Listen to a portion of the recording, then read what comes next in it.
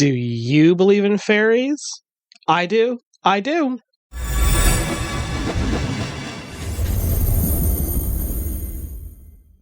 Fairies are among the oldest and most varied magical creatures in all the British Isles, and their transformation from tall and powerful godlike beings to small and adorable tricksters is well documented.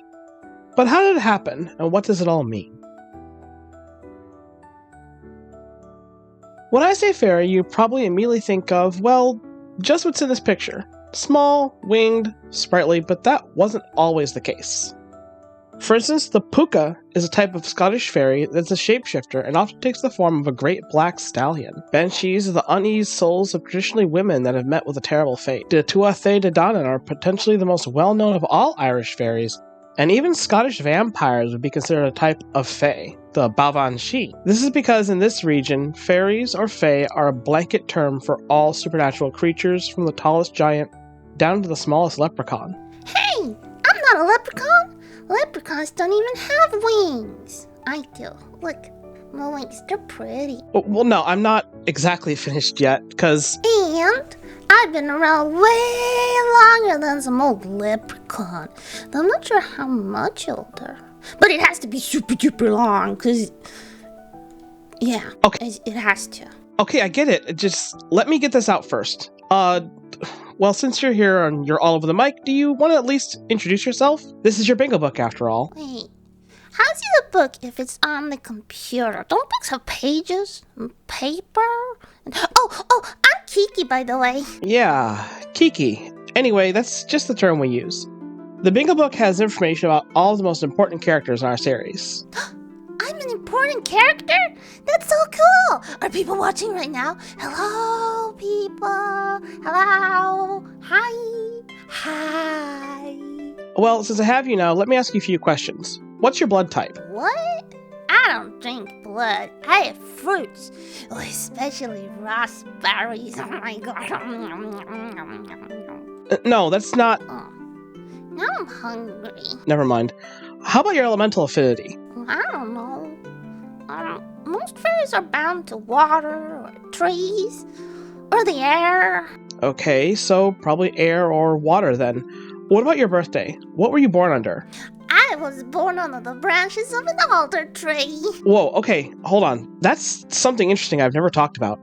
See, most people know about the Western zodiac, beings like Aries, Aquarius, and Scorpio, but Gales have an astrology all their own that has to do with trees, stones, and the nOg alphabet, the ancient 4th century Irish lettering. Alder trees correspond with March 18th to around April 14th.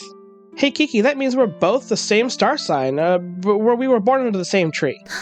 Yay! For those who don't know, a really quick bit of information on specifically the Adler tree zodiac says, those born under the Adler sign are straight to the point, and they etch paths in the land for others to follow. They will always chase their dreams and work hard to reach their passions. They believe strongly in themselves, have a self-confidence that others love to be around.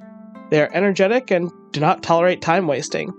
Adler signs can get on with almost anyone that are fun to be around. People often feel motivated to get up and do things when they're around.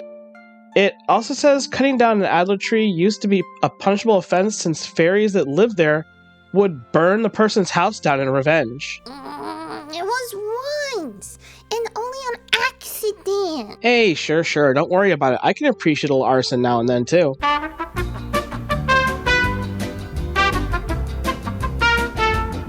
Alright, now where was I? Oh right, leprechauns. But before we get there, let's talk about a little history with the Tuath Dé. The Tuath Dé were known as the Sidhe, or the good people, and ruled over Ireland from Tir na nOg for centuries.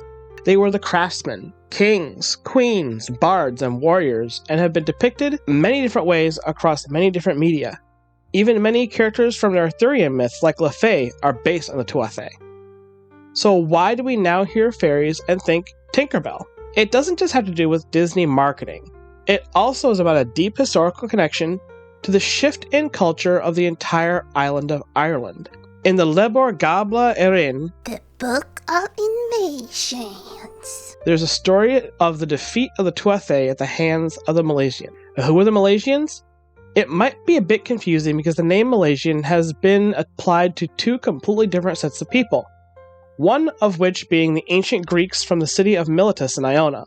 These Milesians were scholars, philosophers, and early scientists that counted names like Thales, Pythagoras, and Anaximander among them. But the Milesians of Ireland are a completely different story. These Milesians are the warriors led by Mil-Espen, a mythological figure that journeyed from Iberia to Ireland. Iberia is modern-day Spain. Various scholars have suggested that there is a stringent connection between the Milesians of Greece and the Milesians of Spain, based on the Greco-Roman Christian teachings brought over into Ireland at that time. But for the record, the Irish spelling of Milesian comes from the angelicization of Mil-Espen's name, which translates simply to warrior of Spain. Any actual connection seems more thematic than historical. So this is obviously a story about how Christianity spread into Ireland, and it goes like this. Starting around the year 700, a king from Spain called Ith was drawn to Ireland by the sight of her lush and fertile land. Upon his arrival, Ith met with Tuath Dé, who were in the middle of a fierce debate. These sorts of disputes were common at the time, but in order to try and ingratiate himself, Ith decided to step in and try to help settle the dispute. Some of the Tuath Dé took to this, but others grew suspicious. And though it did help solve the debate and stop the arguing, many of the Tuath Dé, including the Morrigan, feared the foreign newcomer would try to make himself king and take over their land. So while Ith and his followers prepared to leave and return to Spain, the Queen of Shadows and her people ambushed and slew as many as they could. The leader Ith was mortally wounded in battle, but was able to survive long enough to make his way back to Gallica and into the arms of his nephew, Mil-Espen. The loss of his uncle enraged the Spanish warrior. He decided this obvious act of hostility must be met with an immediate vengeance and assembled a large, full-scale invasion force. He set sail for Ireland, and when he arrived, his forces engaged the Tuath Dé in bloody and brutal combat. The Tuath Dé suffered great defeat during this time and were forced to flee into the fairy mounds down below. They became known as the Eosi, or the People of the Mounds. It's also around this time that we see the arrival of leprechauns. Leprechauns were believed to be some of the oldest creatures in Irish folklore. They can easily be traced back to pre-Christian storytelling, with the earliest written references to these little tricksters coming from the 8th century. The word is Irish and translates to little body. Despite this, leprechauns still maintained a lot of the same traits as the Tuath Dé. Although being tricksters, they were also known for shoemaking skills, hidden treasures, cruel pranks, and could even grant wishes, making them extremely powerful magical beings. But we're not quite at the ones with wings yet. Only the Fae know for sure how or why this happened. To maintain anonymity. What is interesting is the story of Mil-Espen does bear a striking resemblance to The Voyage of Maldoun by Alfred Tennyson. The Voyage of Maldoun is a 19th century set of poems, and it starts like this. I was the chief of my race. He had stricken my father dead, but I gathered my fellows together. I swore I would strike off his head. Each of them looked like a king, and was noble in birth and his worth, and each of them boasted he sprang from the oldest of race upon earth. Each was as brave in the light as the bravest of hero and song, and each of them liefer had died than have done one another a wrong. He lived on an isle in the ocean, we sailed on Friday morn. He that had slain my father, the day before I was born. Aside from the fact that familial relations are different, Mil-Espen's uncle, not his father, was killed, and Maldoun's relation being vanquished before he was even born, the stories have interesting parallel that starts to shape a narrative about the changing landscape of Ireland and possibly Tir na nOg itself. And as the Tuath Dé began to hide themselves in the mountains, it became more prevalent that smaller fairies, who were harder to see, still maintained the supernatural presence in the land of mortals, potentially as reconnaissance for when the children of Danu would be able to return. Ooh, you're clever. Tennyson also wrote quite a bit on Arthurian folklore, such as The Lady of Shalott, Edith of the King, and the Morte d'Arthur. His works even include references to Morgan Le Fay, whose early classical depictions were based on the Tuath Dé warrior queen. Medieval and Renaissance-era depictions of fairies were often diminutive, but retained the same level of power as their older mythological counterparts. Oh, I am hella strong! I can even turn people into bubbles! Pop, pop, pop! Pop. Literature began incorporating fairies as little mischievous critters with strong magic powers, and laid the groundwork for later evolutions involving fairy size and their nature. The Victorian era saw a huge boom in the resurgence of mysticism and whimsy. During this period, the Industrial Revolution reached its peak with rapid urbanization, technological advancement, and social changes. But a number of hardships also arose during this time. The working poor worked long hours in factories, docks, mines, and mills, but had little access to luxuries. Victorian children were not spared from the harsh conditions of backbreaking labor during this time. And to make matters worse, many would then return home to small, damp, pest-laden homes. They lacked clean water, proper clothing, and many homes didn't even have a stove to make hot meals. The wealth gap between the rich and poor was enormous, and even the middle class had servants. In the late Victorian era, circa 1900, over a third of all British women and girls aged 15 to 20 were some kind of domestic service, representing the largest class of workers in the country. One of the only luxuries that often bridged the gap between the poor and the rich in those times were the stories. Theaters, music halls, libraries, museums, and art galleries were built in every major town and even several minor ones, often founded by philanthropic efforts to enrich the populace and, let's face it, to keep them distracted. New sports like lawn tennis and croquet popped up, and old sports like rugby, football, and cricket got newly defined rules. These games were seen as essential to education designed to make gentlemen out of young boys in the middle class. Schooling tripled during this time, and education was regarded as a universal need. State-run schools were considered a colossal achievement considering how appalling the situation of poor children had been in the 1830s. Just ask Charles Dickens. Charles Dickens! Are you starting to see a connection yet? It's hard to think about fairies and not immediately think of Peter Pan. J.M. Barrie created this character and his stories with a rich tapestry of connections from mythological and literary influences, as well as his own childhood connections and family friends. Barrie grew up in Kirriemuir, Scotland, in the late 1800s. The town still has a statue of Peter Pan in the town square during modern times. Storytelling was a rich tradition in this region, so the magical stories he grew up with, likely of places like nOg, helped shape elements of Peter Pan's home in Neverland. Peter Pan is known as the boy who never grew up. This goes back to the tragedy of David Barrie, who was lost at only 13 years old in a skating accident. Barrie was deeply affected by the loss of his older brother, and this influenced his life and his work substantially. It's true that many authors and artists use their art form to work through some sort of grief or difficulty. Although we don't know Pan's exact age, he's often depicted as being between 10 to 12 years old, probably around the same age that James and his brother were the last time he'd have any memories together. In this way, the author could keep his brother alive through fanciful stories of Pan and inspire children for centuries to come. Similarly, the character of Wendy is thought to be inspired by Margaret Henley, daughter of British poet William Ernest Henley, who was a close friend of Barrie. Margaret was described by Barrie as precocious, serving as the basis in personality and in name. Prior to Peter Pan, the name Wendy didn't exist, you see. Margaret called Barrie friendly, but couldn't pronounce the I sound, so it came out friendy, later evolving into Wendy. Margaret's father, while a poet in his own right, and most known for his work called Invictus, also served as the inspiration for Robert Louis Stevenson's Long John Silver, as he only had one leg. It's likely he also played a role in inspiration of Captain Hook, although this connection is less explicit than it is from Stevenson, who actually wrote Henley to tell him, "It was the sight of your maimed strength and masterfulness that begot Long John Silver." Several of Barrie's other friends were represented in his stories as well.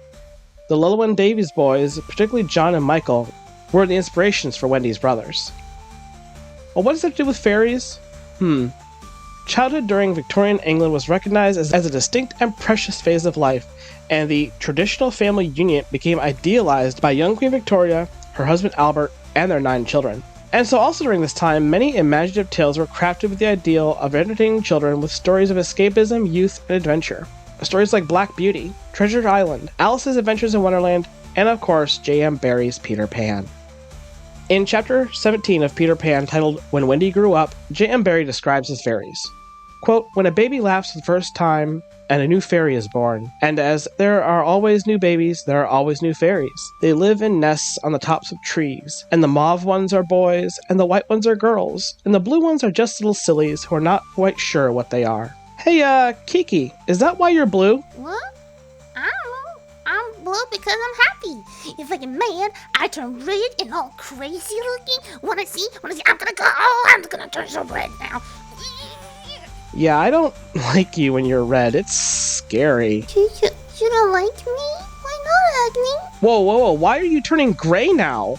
You don't like me.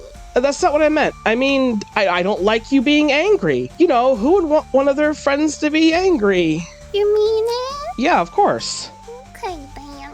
Whew, well, I'm definitely including that part of the bingo book now. So part of a study that I'm currently reading called The Myth Against Myth and the Study of Yeats's Imagination in Old Age actually explores the Celtic mythological frameworks that influenced multiple literary works, Tennyson and Barrie among them. While it doesn't confirm a direct link, it emphasizes shared cultural backdrop from which both authors drew inspiration and the transition from the great and mysterious figures of the Tuath Dé in Celtic mythology to the small winged fairies like Tinkerbell in J.M. Barrie's Peter Pan reflects a complex evolution influenced by cultural, literary, and artistic shifts. The Victorian era romanticized fairies into tiny, whimsical creatures. Artistic depictions in this period frequently showcase fairies as small, delicate, ethereal beings. Fairy painting in 19th century art by Kiki in 2004 highlights how visual art played a critical role in reimagining fairies, leading to their association with childlike wonder. The emergence of children's literature in the 19th and 20th centuries further reshaped fairies. Authors like Barrie adapted fairies into playful companions suitable for younger audiences. This was in line with Victorian culture at the time. Stories like Peter Pan resonate within a shared literary tradition of using islands as metaphors for adventure, mystery, and the human condition, meaning that Tinkerbell's portrayal as a tiny, mischievous, and luminous figure in Peter Pan encapsulates this shift. This character was described by Barrie in a whimsical and non-threatening manner, contrasting sharply with earlier, formidable depictions. But with that, I'd actually like to turn it to you, Kiki, and maybe get a few more questions in. Like, when did you first get involved with my extensive family line? Well, I could tell you that, or I could say that the people watching this should go over to your Patreon page to read the comic for episode 6, since yours truly actually makes your first appearance in the story. That's also not entirely true, though, is it? After all, everyone knows crossbills aren't blue. Ooh, you're clever. Can you turn into any other colors? Green, purple, orange? Oh, yeah, tons of colors, all the colors. And Sealy fairies are lighter shades like white and gold and pastels, while unseelie fairies are black, red, or icky, murky green. So the Victorian and Edwardian humans get to see a rainbow lights for the first time. That's color changing. Blue fairies are also the most wise. Example right here. Green fairies are friends to trees and plants. Red fairies are the most dangerous.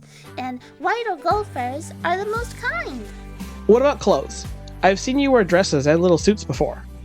I love dressing up when everyone else is getting dressed up. Especially when he makes me little clothes out of flowers, but also leprechauns, red caps, and other fairies wear clothes that match their intent. And I've already seen how your color may change depending on your mood as well. That's something that comes right out of Irish folklore. Everyone knows what a will-o-wisp is, or at least they think they do. In Irish folklore, will-o-wisps are related to the Ailshee, the name for the Tuath Dé after their defeat. And the presence of these wisps are not only considered to be a telling of their presence, but also a marking of fairy gatherings. Yep, like sentries. The term comes from Will of the Torch, referring to a person carrying a light to lead people astray. But in later years, it came to be synonymous with the Jack of the Lantern, a person whose job it was to light street lamps at night. In England, will-o-wisps are connected to mischievous sprites and evil fairies, while Wales has Illidan, typically associated with either goblins or fairies, but also said to be lost souls with unfinished business, or simply ghosts. Scotland holds similarly to Irish beliefs that the lights are tied to the fairy folk as guardians to the mounds and otherworld portals. And in Nordic countries, these will-o-wisps are tied to the Huldra, a seductive Scandinavian creature akin to a vulva or a witch, although Huldra are also always depicted as beautiful with some defined animal trait, such as a tail, usually from a cow or a fox. Huldra were said to watch over charcoal burners while they slept and alert them to any problems. In return, humans would leave specific offerings or provisions for the Huldra as a symbol of respect. And although there is a scientific explanation to the will-o-wisp phenomenon said to be caused by the combustion of methane gas in boggy areas that are often frequented by the fair folk, there's no denying the mystical connotations that have inspired people for centuries into creating stories just like ours. And thanks for watching this week. And thank you, Kiki, for helping me out with this one. Yay! Now you owe me a favor. Hey, wait! Oh, crap. I forgot one of the key rules of dealing with the Fae. Never thank them for anything. Well, like, subscribe, and ring my bell. You know, ringing a bell can offer you protection from trickster fairies, or even summon kind fairies that will help you in your time of need. Either way is a win-win, right? To maintain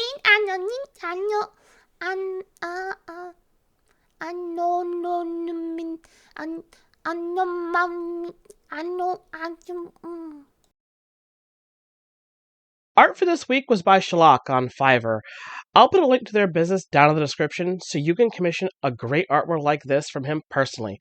His realistic pieces are just the best, and it really helps bring our story to life. Patreon is our main hub for all things involved with Tales of Atonement, and our patron support helps us produce our episodes faster and with more consistency. But what's in it for you? From there you can find our Tales of Atonement Discord server, art, music, comics, as well as exclusive viewership for upcoming scripts. Supporting us on Patreon is what shows us we're part of a growing community of artists, actors, history buffs, and storytellers that have become fascinated with our characters these past couple of years. This is our passion project. We've put our hearts and souls into over 20 years, and your support really helps keep that flame alive. Right now, a big thanks to Pammy Poo, Shadow Fox, Charles Tam, Arya Gamari, Jace Moreland, and London Lumen, and of course, everyone who joins us each week. At the very least, I hope you'll like this video, subscribe, and ring my bell if it really resonated with you, and I'll see you again next week. Many a Mickle, Maximukle.